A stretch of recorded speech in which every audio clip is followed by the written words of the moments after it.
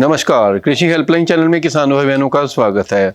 हम आए हैं तहसील एंड डिस्ट्रिक्ट सिरसा में, गांव है पतली डाबर, और सक्सेसफुल फार्मर की श्रेणी में आज हम आपको मिलाने जा रहे हैं वसुधा बंसल मैम से, जो सर्टिफाइड पोटैटो ग्रोअर भी हैं और काफ़ी तरह के ऑर्चर्ड पे काम कर रही हैं। गुआवा, किन्नू, माल्टा, मीठा, बेर, पीच, प्लम, फालसा। इसका राज तो बस यही है कि थोड़ा समय देना पड़ता है और अपनी जितना भी प्रोड्यूस हो रहा है उसको थोड़ा कम केमिकल यूज़ करना है। केमिकल फ्री तो मुश्किल हो जाता है आजकल का जो वेदर है, जो कभी एकदम से धूप छाँव बारिश, तो पर फिर भी मिनिमम केमिकल यूज़ कर सकते हैं, तो जिससे कि हमारा जहर मुक्त खाने की सामग्री तैयार होए। और इंटरक्रॉपिंग कर लेते हैं जिससे कि क्योंकि labour cost and input cost diesel से लेके मशीनरी से लेके सब चीज़ की बहुत ज़्यादा बढ़ चुकी है, तो इंटरक्रॉपिंग करते हैं। और इंटरक्रॉपिंग में वो क्रॉप्स लेते हैं जिससे कि जो मेन क्रॉप है उसको भी हेल्प मिले। जैसे कि अब अमरूदों के बीच में चना लगा लेते हैं, मूंग लगा लेते हैं, जिससे जड़ों में नाइट्रोजन फिक्सिंग होती है और फिर वो धीरे धीरे वो अपने प्लांट्स को रिलीज़ करती रहती है पूरे साल। और बाकी मार्केटिंग पे थोड़ा फोकस करते हैं कि जहर मुक्त है तो लोग लेने भी आते हैं, और मेहनत तो करनी ही पड़ती है। और जो एक टीम वर्क है, मेरे पास जो भी 6-7 सब है बंदे, उनके साथ एक टीम वर्क है पूरा, और सबका डिवीज़न ऑफ वर्क भी दे रखा है। पर कभी कोई चीज़ की दिक्कत आती है या कोई मेन क्रॉप करनी होती है तो सब लोग एक साथ हो जाते हैं। सेकेंडली, इन लोग की रिक्रिएशन के लिए और एक कम्युनिटी भी बनाई हुई है कि कोई मेला लगता है तो इन लोग को भेजते हैं कि तुम लोग भी कुछ सीखो। इतना स्पून फीडिंग नहीं करते हैं इन लोग। जैसे अब मेरे को कोई नई क्रॉप लगानी है या कुछ भी करना है तो इन लोग से राय ज़रूर लेती हूँ मैं, तो जिससे कि इनका भी ब्रेन खुलता है। और ये जब गांव में ही रहते हैं, हम लोग तो शहर में रहते हैं, तो ये फिर अपने आइडियाज़ और जो इन्होंने और अगल बगल से देख के सीखा है उससे हम मेरे को काफ़ी हेल्प मिलती है। और मैम, पुरानी खेती और आज की खेती में आप क्या फ़र्क महसूस करते हैं? पुरानी खेती में अपने इतनी मशीनरीज़ नहीं थी, टेक्नोलॉजी नहीं थी, तो कहीं कहीं उसकी कमियां भी थीं। पर जो इस समय इतनी अपडेटेड मशीनरीज़ और सब कुछ हो गया है और केमिकल्स इतने अपडेट हो गए हैं, तो जिससे कि हमारी एनवायरनमेंट को बहुत ज़्यादा नुकसान पहुंच रहा है। सॉइल भी सप्रेस्ड हो जाती है और आपके जो अच्छे जीवाणु हैं उसके अंदर जो बैक्टीरिया के थ्रू सब फॉर्म होते हैं वो नहीं हो पाते हैं। उनकी कमी होने से हमें फिर दूसरा सब्स्टिट्यूट ढूंढना ही पड़ता है, चाहे वो केमिकल के थ्रू हम करें, चाहे हम न्यूट्रिशन देते हैं, फिर वो बहुत हमारी इनपुट कॉस्ट बहुत बढ़ जाती है। तो मेरे को ऐसा लगता है कि पुरानी खेती ज़्यादा अच्छी है, पर उसमें थोड़ा अपडेट और मॉडर्नाइजेशन ज़रूर होना चाहिए अकॉर्डिंग टू जो भी इन्वेंशंस हो रहे हैं और सब हो रहा है। फिर भी मैं तो चाहती हूँ कि अपनी ज़मीन में हल्के से हल्का ट्रैक्टर चलाऊँ, ज़्यादा नहीं वेट दूँ करूँ, पर जितनी भी उनकी इम्प्लीमेंट्स अटैचमेंट है वो बहुत ज़्यादा वज़नदार होती हैं कि उनको उतने हॉर्स पावर का ट्रैक्टर चाहिए ही रहता है। मशीनीकरण ने आप क्या समझते हैं कि कितना हमारे कृषि को, हमारी खेती को हार्म पहुंचाया है? मशीनीकरण ने हमारी यील्ड तो बहुत बढ़ाई है, पर उससे क्वालिटी भी गिरी है। नुकसान तो मशीनीकरण से काफ़ी ही पहुंचा है, जिससे मिट्टी की, वही मैंने आपको अभी बताया कि जितना माइक्रोब्स और नेचुरल जितने भी इसमें गुड इंसेक्ट्स होते थे वो सब मर जाते हैं।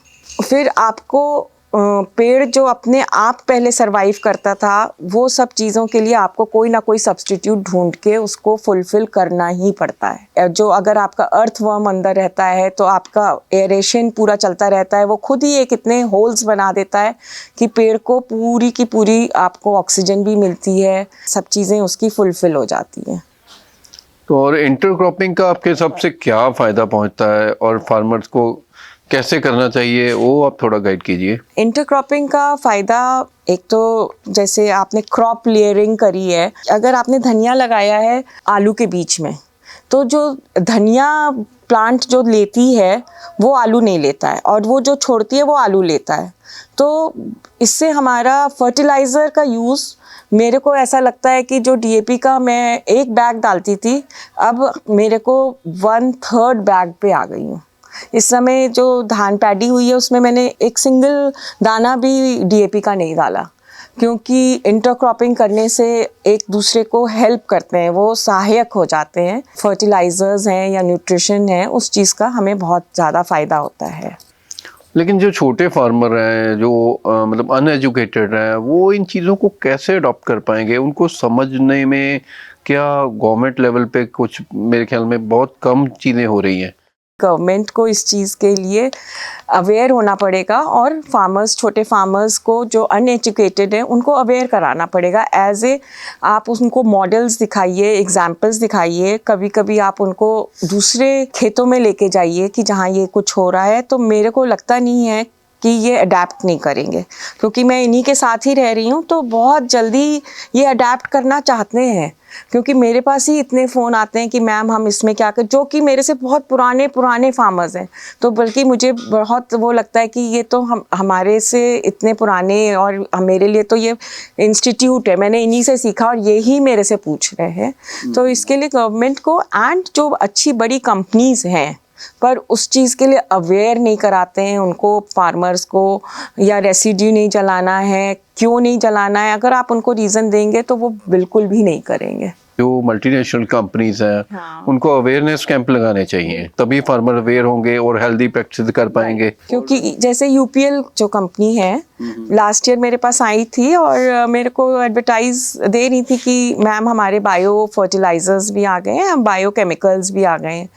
तो मैंने कहा ठीक है, हम तो स्टडी कर लेंगे, और मैं फॉलो भी कर रही हूँ थोड़ा थोड़ा यूपीएल को। पर आप लोग थोड़ा फार्मर्स को भी अवेयर कराइए कि ये इसके फ़ायदे हैं और ये इसका नुकसान है। जब तक वो प्रोडक्ट लॉन्ग टर्म फार्मर्स को पूरा उसके बारे में अवेयर नहीं करेंगे, तब तक फार्मर भी उसी तरीके से पूरी तरह उनको अडॉप्ट नहीं कर पाएंगे। क्योंकि फार्मर्स के पास फिर दूसरी कंपनी आ जाती है, वो फिर दूसरों को फॉलो करने लग जाते हैं, और बहुत महंगे हो गए हैं, इतनी ज़्यादा इनपुट कॉस्ट बढ़ चुकी है। अगर आप उसके रीजंस एंड सब कुछ आप उनको समझाएंगे, तो मेरे को लगता है कि फिर वो काफ़ी इस चीज़ के लिए मानेंगे। आपने टेक्नोलॉजी अपग्रेडेशन क्या किया है? मतलब जो पहले का सिस्टम था, ट्रेडिशनल सिस्टम है, और आज का जो सिस्टम है, उसके हिसाब से आपने क्या चेंजेस लाए हैं जिससे आपको सक्सेस मिली है? टेक्नोलॉजी में सबसे पहले तो ड्रिप इरिगेशन आया है, जिसको आप वो बूंद बूंद टपका बोलते हैं। तो जो कि पहले खेतों में मेरे सामने ही फ्लडिंग होती थी, और अब वो ड्रिप से के थ्रू प्लांट्स को पानी मिलता है, तो पानी का कंजम्पशन भी 30 to 40% रह गया है। सबसे बड़ी बात तो ये, और सेकेंडली ये कि आप वाटर सेविंग कर पा रहे हैं। थर्डली ये कि उससे प्लांट की ग्रोथ बहुत अच्छी हो रही है।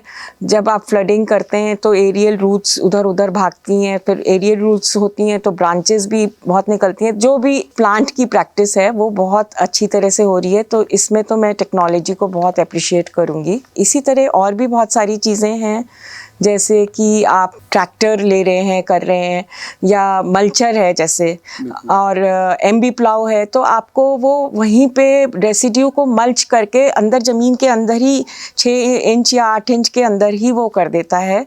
तो वो आपका 4 महीने 5 महीने के बाद पूरा नाइट्रोजन कम फॉस्फोरस की तरह वो चेंज हो जाता है, तो आपको फिर ऊपर से इनपुट कॉस्ट नहीं डालनी पड़ती है। एरिया कितना है आपके पास ऑर्चर्ड के लिए और आलू के लिए? कितना एरिया आपका यूज़ करते हैं? हाँ जी, 30 एकड़ अराउंड मेरा ये ऑर्चर्ड का है, और 20 एकड़ ओपन फील्ड है। तो उसमें क्रॉप्स वगैरह और फॉडर भी करती हूँ काफ़ी, और पोटैटो है मेन क्रॉप, और खरबूजा है, तरबूज है। और पोटैटो में कौन कौन सी वैरायटीज आप यहाँ पे प्रोवाइड कर रही हैं, जैसे सीड्स प्रोवाइड कर रहे हैं आप? हाँ जी, मैंने ओनली सीड को ही डेवलप करती हूँ। हिसार यूनिवर्सिटी ने अभी एक 7008 यूसी मैप करके लाल रंग का आलू है, बाहर से लाल है अंदर से वाइट है, तो उसका प्रोडक्शन मेरा बहुत ज़्यादा है। और फिर ख्याति है, मोहन है, लीमा है, फ्राइसोना है, चिप्सोना है, इस तरह से काफ़ी वैरायटीज़ करती हूँ। नीलकंठ एक स्पेशल वैरायटी है ब्लू कलर का, उसका भी प्रोडक्शन है काफ़ी। स्पेशली आपने आलू को ही क्यों चुना? आलू को क्यों चुना, बस वेजिटेबल्स एंड फ्रूट्स पे ज़्यादा इंटरेस्ट था, और आलू का जब मैंने शुरू करा इंटरक्रॉपिंग एज ए इंटरक्रॉपिंग, तो बहुत ज़्यादा अच्छा लगा। एंड 4 मंथ्स की क्रॉप है, 3 to 4 मंथ्स की शॉर्ट टर्म है। उसके बाद आप अपना क्यूकरबिट्स लगा सकते हैं, जैसे कि खरबूजा है, तरबूज है, खीरा है, और फॉडर भी उसके बाद लगा सकते हैं। और आलू के साथ मेरे को 3 क्रॉप्स मिल जाती हैं। अगर हम आलू लगा रहे हैं तो कौन कौन सी क्रॉप लगानी चाहिए, वो हमारे व्यूअर्स को आप गाइड कीजिए थोड़ा। ज्वार, बाजरा और मक्की, मैंने आपको बताया, वाटरमेलन, मस्क मेलन, कुकुम्बर, यही सब लगाते हैं मतलब। इसके बाद और अल्फा तो अक्टूबर में लगता है। दूसरे फॉडर्स भी लगाते हैं, नेपियर ग्रास है, ये है, लगे हुए हैं वहाँ पे। बागों में आपके पास कौन कौन से फल जो है लगाते हैं आप? मेन तो हिसार सफ़ेदा है, गुआवा, किन्नू, रेड ब्लड माल्टा, जाफा माल्टा, मौसमी, और मैंने आपको बताया मिठा है, जो कि ये सितंबर एंड अक्टूबर में आता है, जिससे कि आपका मलेरिया वगैरह की भी मेडिसिन्स बनती हैं, थोड़ा मेडिकेटेड वो है, फ्रूट है। आम है, स्वांजना है, जिसको ड्रम स्टिक्स कहते हैं, पीचेस हैं, प्लम्स हैं, फालसा जो समर्स में आता है, मई और जून में, तो वो भी एक ब्लैकबेरीज की तरह होता है, तो वो भी बहुत अच्छा होता है हेल्थ के लिए भी। एक सक्सेसफुल ऑर्चर्ड बनने के लिए आप क्या गाइड करना चाहेंगी, जो दूसरे ऑर्चर्ड हैं उनको किन चीज़ों का ध्यान रखना चाहिए, प्रैक्टिस को लेकर भी और प्रॉफिटेबिलिटी को लेकर भी, कैसे वो अपने खर्चे मिनिमाइज कर सकते हैं और कुछ अच्छा कमा सकते हैं? जैसे हम बोल रहे हैं कि खेती फाइनेंशियली थोड़ा डाउन जा रही है, तो उसको हम कैसे आप कवर अप करते हैं? उसके लिए मैंने बताया कि एक तो drip irrigation is very good, subsidy भी है, और ड्रिप को अगर आपने सोलर के थ्रू लगा दिया तो पूरी तरीके से एनवायरनमेंट ही आपको पूरा रिसाइकिल कर रहा है, ठीक है।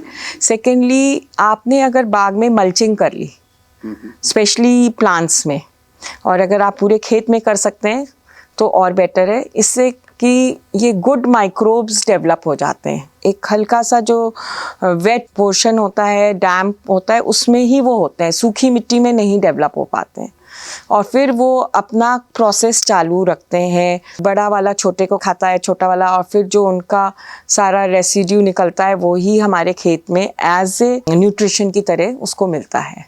तो मल्चिंग, और उससे आपकी इनपुट कॉस्ट है लेबर की, घास निकालना, क्लीनिंग करना क्यारियों की, पेड़ पौधों की, वो सब की बहुत ज़्यादा बचत हो जाती है। और आपने साल भर आपकी मल्च करी हुई है, जब नेक्स्ट ईयर आपका 11 महीने में, 12 महीने में, 13 महीने में दोबारा उसके ऊपर एक पतली सी लेयर और लगा दिए। और नेचुरल मल्च की बात कर रही हूँ मैं, ना कि प्लास्टिक की बात कर रही हूँ। आप चाहे तूड़ी से करिए, चाहे पराली से करिए, चाहे सरसों का जो रेसिड्यू निकलता है, चने का निकलता है, तो और फिर उसका जो रेसिड्यू में भी बहुत ज़्यादा न्यूट्रिशन होता है, तो साल भर तो आपको वो भी न्यूट्रिशन मिट्टी को मिलता है। बारिश होती है या ड्रिप के थ्रू होता है तो वो हल्का हल्का हल्का धीरे धीरे मिलता है। जैसे मेरा यहाँ पे टैंक बना हुआ है, तो टैंक के ऊपर मैंने एक मुर्गी का पूरा जाल बना दिया है, उसी के ऊपर ही मुर्गियाँ रहती हैं। तो जो मुर्गी का पू होता है उसमें भी बहुत न्यूट्रिशन होता है, तो वो उसमें पानी में जाता है, उसमें फिल्ट्रेशन लगा हुआ है, और वो ड्रिप के थ्रू ही सारे प्लांट्स में जाता है। बाकी जो हमारा धरती के उपजाऊपन के बारे में हम बात करें तो उसमें फार्मर्स कहाँ पे गलती करते हैं, इसके बारे में बताइए कि उनको क्या करना चाहिए, किन चीज़ों का ध्यान रखना चाहिए? उनको अपना ट्रैक्टर की मशीनरीज कम से कम चलानी चाहिए सबसे पहले तो। जितना, जैसे अब धान के बाद कनक लगती है तो उसमें सुपर सीडर से और सुपर सीडर से भी एडवांस मशीन्स आ गई हैं, आपको उसके थ्रू ही करना चाहिए। तो आपका सॉइल इरोजन बिल्कुल नहीं होता है, और आपका कार्बन जो सॉइल का है वो बढ़ता चला जाएगा। 3-4 साल लगते हैं। उसके बाद जो गवर्नमेंट की तरफ से रिकमेंड है कि हमें इतना पोटेशियम डालना है, इतना नाइट्रोजन और इतना फास्फोरस, किसान क्या सोचते हैं कि हमारी उपज बहुत ज़्यादा आ जाए, तो वो क्या करते हैं, उसका 2 गुना भी, ट्रिपल भी डाल देते हैं। अगर 1 बैग डीएपी का गवर्नमेंट की तरफ से है तो वो 3 बैग तो डालते ही डालते हैं। तो एक तो उनकी इनपुट कॉस्ट बढ़ गई, दूसरा आपकी मिट्टी जो है बिल्कुल ख़त्म हो जाती है, हम लोग को भी जहर खाने को मिलता है, और ऊपर से एनवायरनमेंट पे भी पूरा असर होता है, हवा पानी भी असर करती है, और पानी जो अंदर जाता है इसके थ्रू वो भी केमिकल वाला जाता है। ये चीज़ें फार्मर को समझनी चाहिए। ये समझनी चाहिए, और इसको समझाने के लिए मुझे लगता है कि काफ़ी गवर्नमेंट को इस चीज़ का इनिशिएटिव लेना चाहिए कि एक ग्रुप्स बनाएं, चाहे अच्छे फार्मर्स उनको अवेयर करें, चाहे कंपनी वाले करें। आज से अगर कई साल पुरानी बात करें तो उस टाइम फार्मर केमिकल यूज़ नहीं करते थे, तो ये कहीं ना कहीं तो पीछे से कोई कॉरपोरेट सिस्टम है जो उनको ज़्यादा से ज़्यादा यूरिया डालने के लिए मजबूर करता है, या कुछ उनके दिमाग में ये बातें डाली जाती हैं। तो ये आप किस चीज़ को दोषी मानती हैं, मतलब ये कैसे ये सिस्टम शुरू हुआ? ये तो फिर डाली गई उस समय ग्रीन रेवोल्यूशन जब आया, तो जो बड़ी बड़ी कंपनीज आई उनको अपना प्रोडक्ट बेचने के लिए, और नो डाउट कि अगर आप डीएपी यूरिया डालते हैं तो आपका प्रोड्यूस ज़्यादा होना ही होना है, पर वो प्रोड्यूस आपका क्वालिटी नहीं है। अभी कल भी के मोहन है, सारा स्प्रेड है, तो वो बोले मैम मोहन ये कौन सा आलू है, मैंने बताया वो बारिश होने से आलू सोइंग में थोड़ा लेट हो गया, तो बोले मैम आपका आलू ख़राब नहीं हो रहा है। तो क्या होता है कि जब आप यूरिया और ये सब करते हैं ना, तो वाटर कंटेंट ज़्यादा आ जाता है, गलने लगता है, सड़ने लगता है।